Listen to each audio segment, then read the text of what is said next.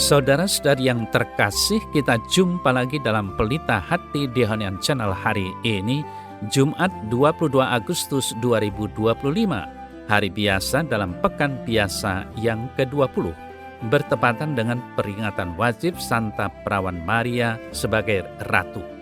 Bersama saya Romo Thomas Suratno SC dari komunitas SC Teluk Betung, Bandar Lampung, mendengar dan merenungkan Sabda Tuhan, yakni firman Tuhan yang tersurat dalam Injil Matius bab atau pasal 25 ayat 34 sampai dengan ayat 40.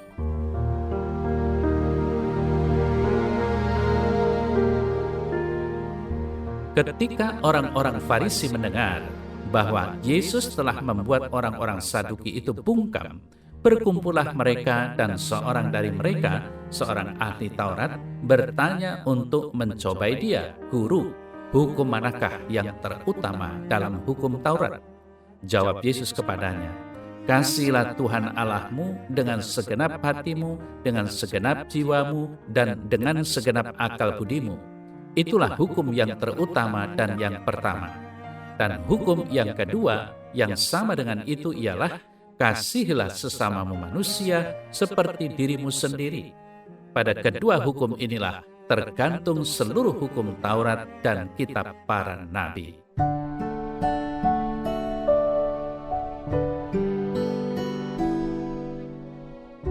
Saudara-saudari yang terkasih, memang hal yang manusiawi jika manusia ingin keberadaan dirinya diterima dan diakui.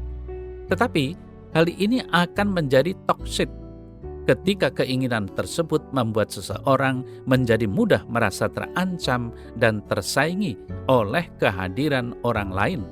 Akibatnya, orang itu dapat menjatuhkan sesamanya, termasuk dengan cara yang halus agar reputasinya tetap terjaga. Saudara-saudari yang terkasih, orang-orang Farisi bertanya tentang Torah atau hukum Taurat untuk menemukan celah dari ajaran Yesus agar mereka dapat menyalahkannya. Hasrat untuk meneguhkan kekuasaan membuat mereka buta akan inti Torah, yakni kasih. Sekalipun mereka tahu bahwa Torah mengajarkan kasih, perbuatan mereka jauh darinya. Tidak ada kasih di sana. Mereka berusaha menggunakan firman Tuhan untuk mencelakakan orang lain, meneguhkan posisi diri sendiri, dan melayani hasrat kekuasaan yang toksik. Saudara-saudari yang terkasih, sebagai tokoh agama, sangat mungkin mereka berbicara atas nama Tuhan, padahal mereka mempunyai agenda tersembunyi. Hal ini sangat mendukakan hati Yesus, maka ia mendengungkan lagi Wahafta, perintah yang sangat penting bagi orang Yahudi, yaitu perintah untuk mengasihi Allah dengan segenap hati, jiwa, dan akal budi. Perintah ini disandingkan dengan hukum yang sama, bukan nomor 2, lebih rendah, ataupun kurang penting, yaitu perintah untuk mengasihi sesama seperti diri sendiri. Saudara-saudara yang terkasih, orang yang mengasihi Allah pastilah juga mengasihi sesama. Jika seseorang tidak mengasihi sesama, itu artinya ia tidak mengasihi Allah. Kedua perintah ini adalah inti dari seluruh hukum Allah. Saudara-saudara yang terkasih, kebutuhan untuk dicintai yang dapat dipuaskan dengan penerimaan dan pengakuan orang lain adalah hal yang normal. Tetapi janganlah hal ini membawa kita kepada hasrat kekuasaan yang toksik, apalagi membuat kita mengatasnamakan Tuhan untuk berbuat jahat terhadap sesama. Sejatinya, kasih yang kitab suci ajarkan tidak bersifat hierarkis, melainkan holistik dan integratif antara mengasihi Allah, diri sendiri, dan sesama. Maka, saudara-saudari yang terkasih, marilah kita terus belajar mengasihi Allah, diri, dan sesama dengan benar, sehingga hidup dan diri kita benar-benar menjadi seperti yang diinginkan Tuhan.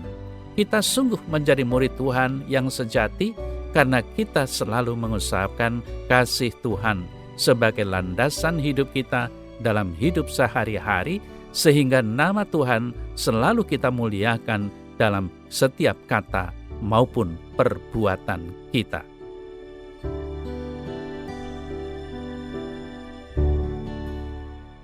dalam nama Bapa dan Putra dan Roh Kudus. Amin.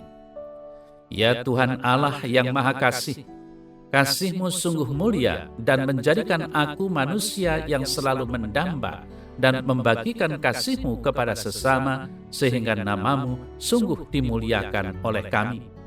Terpujilah nama-Mu kini dan sepanjang segala masa. Amin. Semoga Allah yang Maha Kuasa memberkati saudara dalam nama Bapa dan Putra dan Roh Kudus. Amin.